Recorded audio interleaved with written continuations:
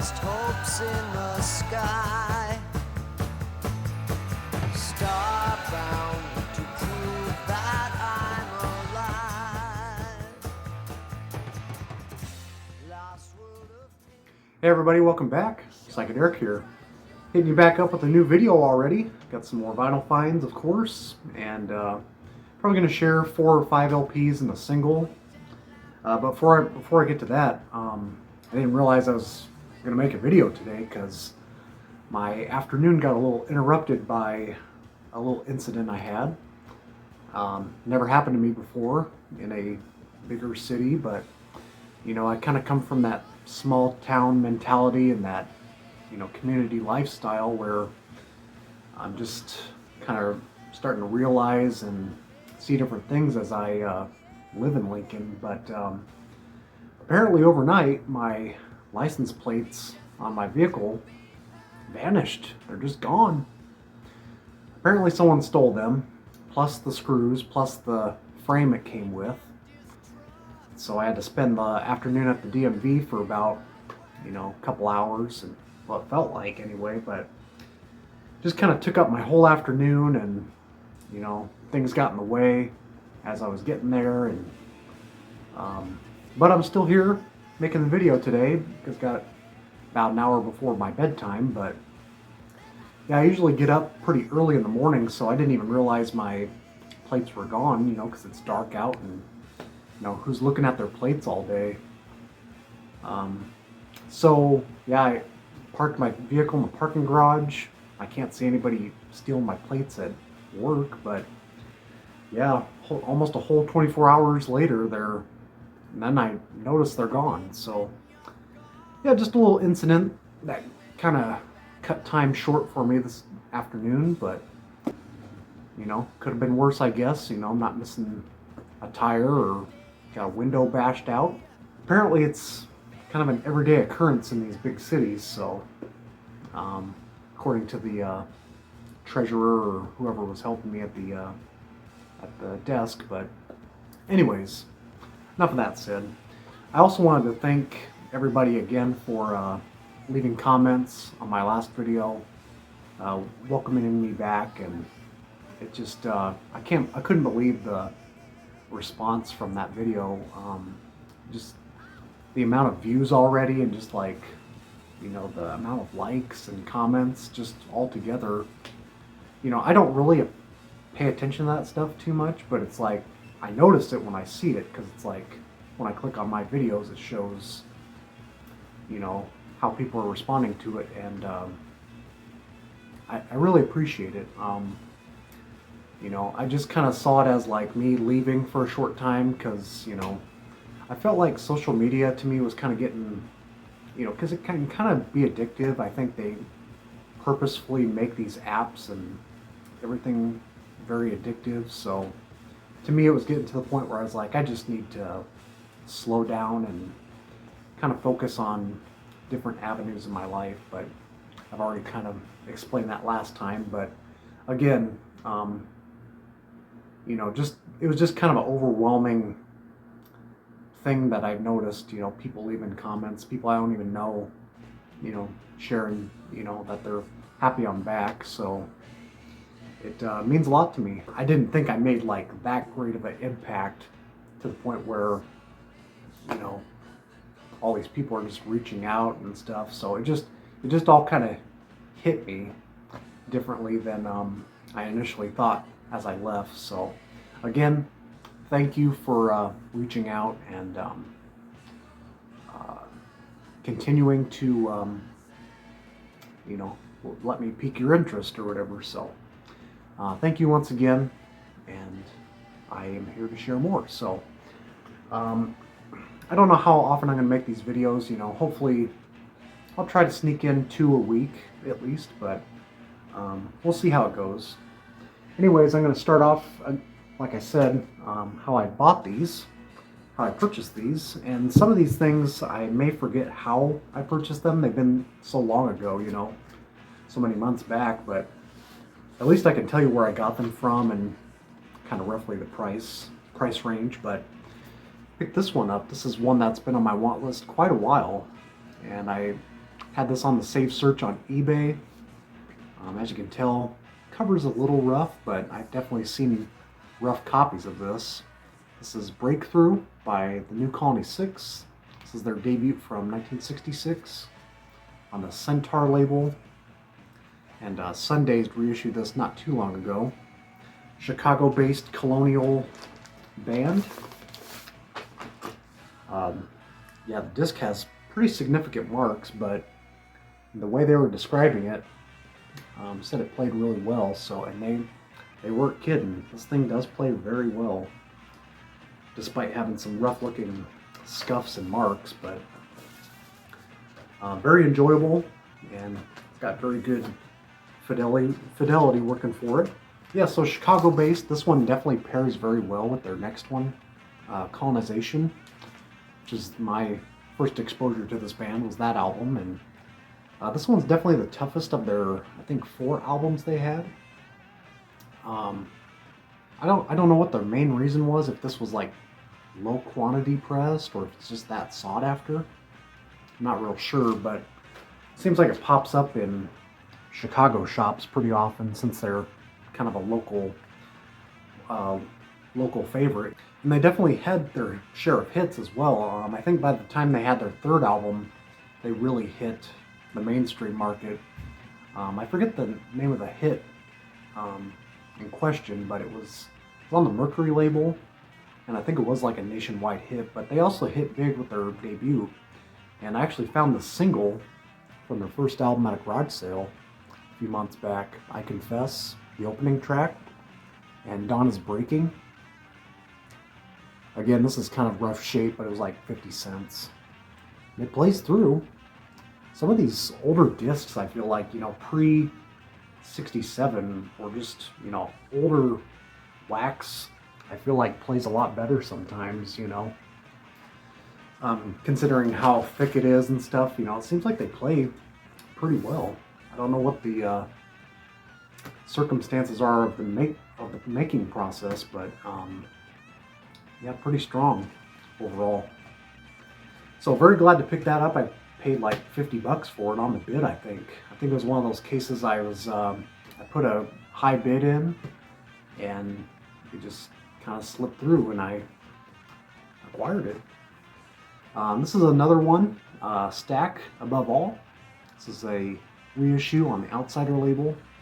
This is kind of one I've debated over the years to pick up, primarily just because of one cut on here, which really brings it down for me. You can probably guess already what it's called. Da Blues. It's a 7-minute track on here, but the rest of this is pretty great. Otherwise, the other half is. So it's a Southern California-based band.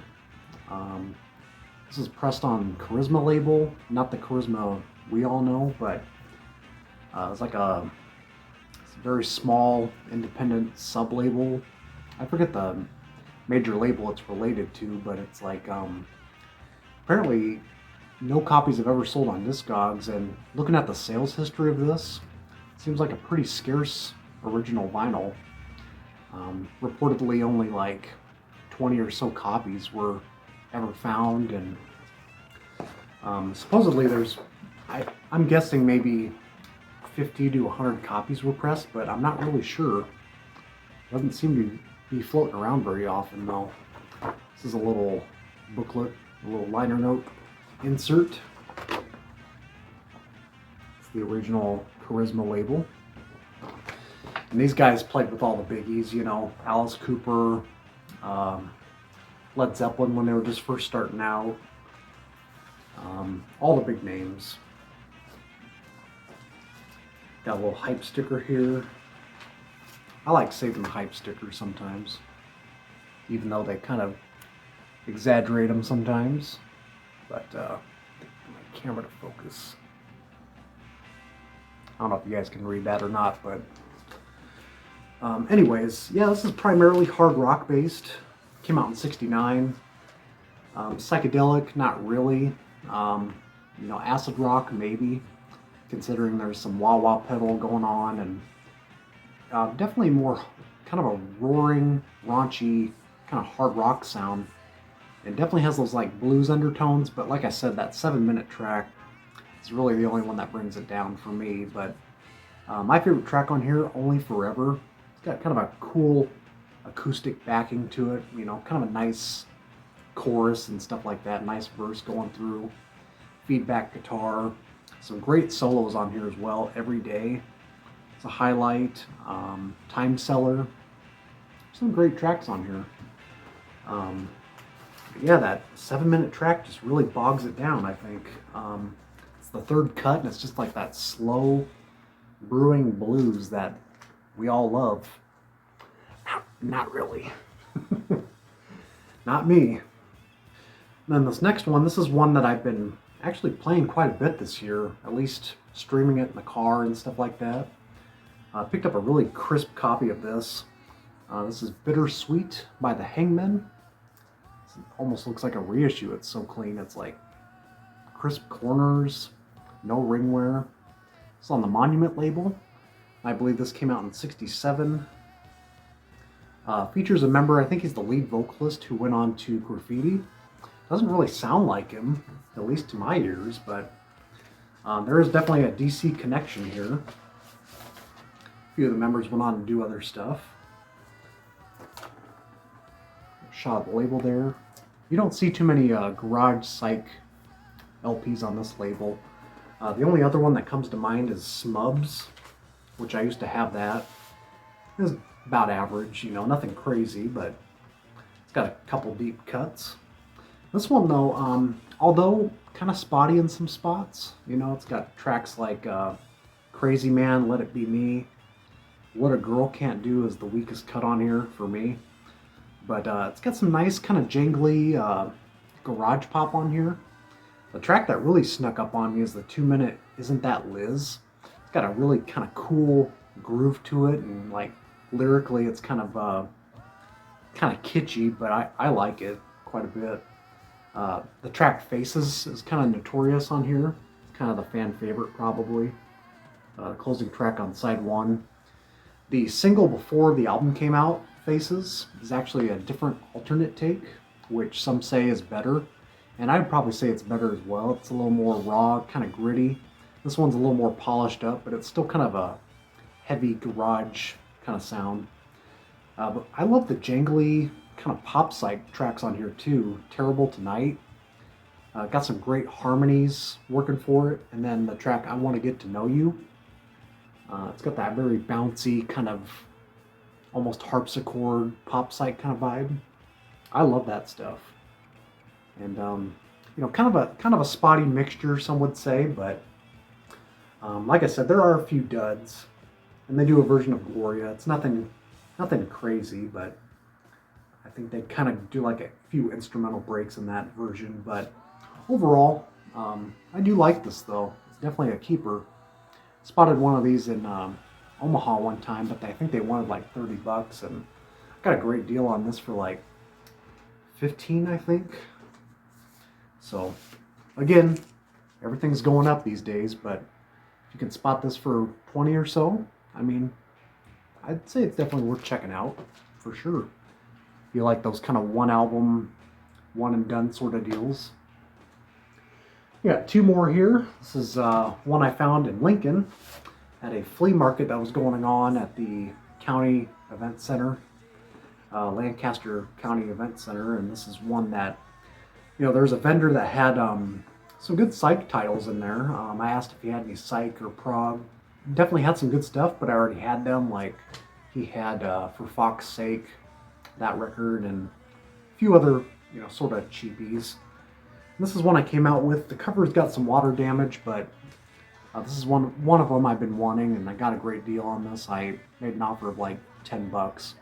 This is Manpower with Revelation. Basically an alias for the band Man, the Welsh group.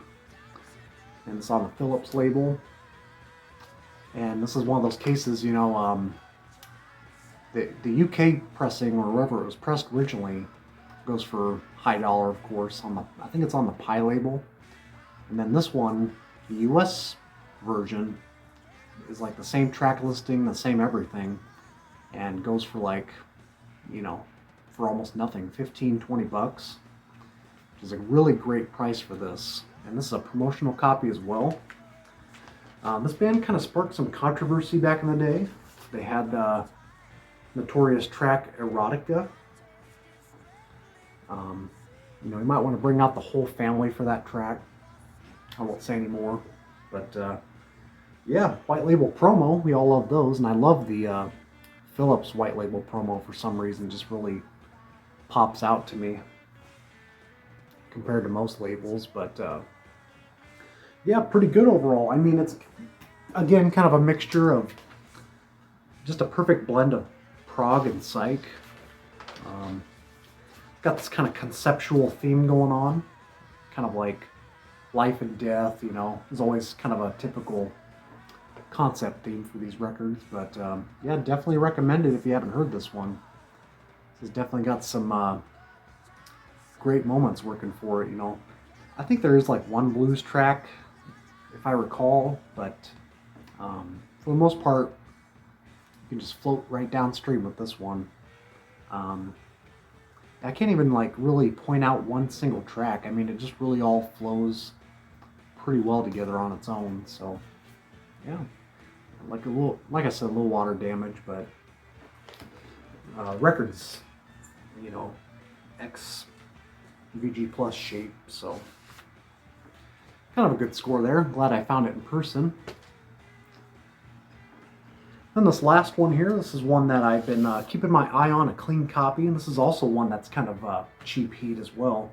Been looking for this one for quite a few months, and finally said, you know, for $5 I'll pick up this mono copy. This is Terry Knight in the Pack. You guys know Terry Knight. Some people are kind of iffy on him. You know, sounds like maybe he had some beef with Grand Funk, or, you know, screwed them over with royalties. I don't know the whole story, but the music itself is very good though. Terry Knight in the Pack, and this does have Mark Farner and I think what's his name, Don Brewer on drums. I think Mark does just background vocals on this, but yeah, it's got a lot of different crew on this working for it. But again, this is also kind of a mixture of different styles. Some tracks are better than others. I'd say You're a Better Man Than I. They do a great version of that on here.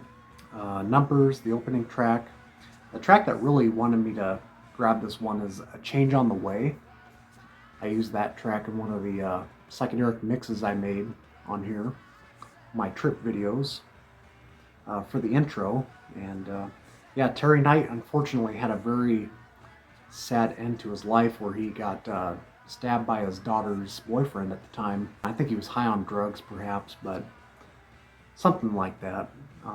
Kind of a sad end because he was up there in age too, and this happened like in, I want to say early 2000s maybe. But yeah, this is definitely one not to sleep on. If you guys love that kind of garagey, you know, slightly rhythm and blues kind of based pop rock, I'd say this is better than their second one as well. Second one was kind of a letdown for me, but yeah, you can find copies pretty cheap, but good luck finding them in decent shape. And this one is in decent shape. This is probably VG at best, but plays really well. It's just got some light, subtle surface noise throughout, but I think Lucky 11, I think that's a label, yeah, distributed by Cameo Parkway. So, yeah, if you guys love your early garage, I think this came out in 66, around there, 67. It's worth investigating. I'm sure you guys all know that record though.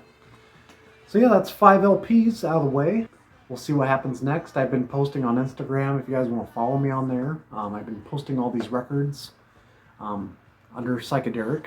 So I really do enjoy kind of posting reviews and just giving my kind of critique, my thoughts on them, you know. With that said, got my new plates. I'm going to be hitting the road again. So yeah, I got to pick up screws too. So I plan on doing that tomorrow. So it's all good. So anyways, take care. Let me know what you guys think, and we'll see you soon.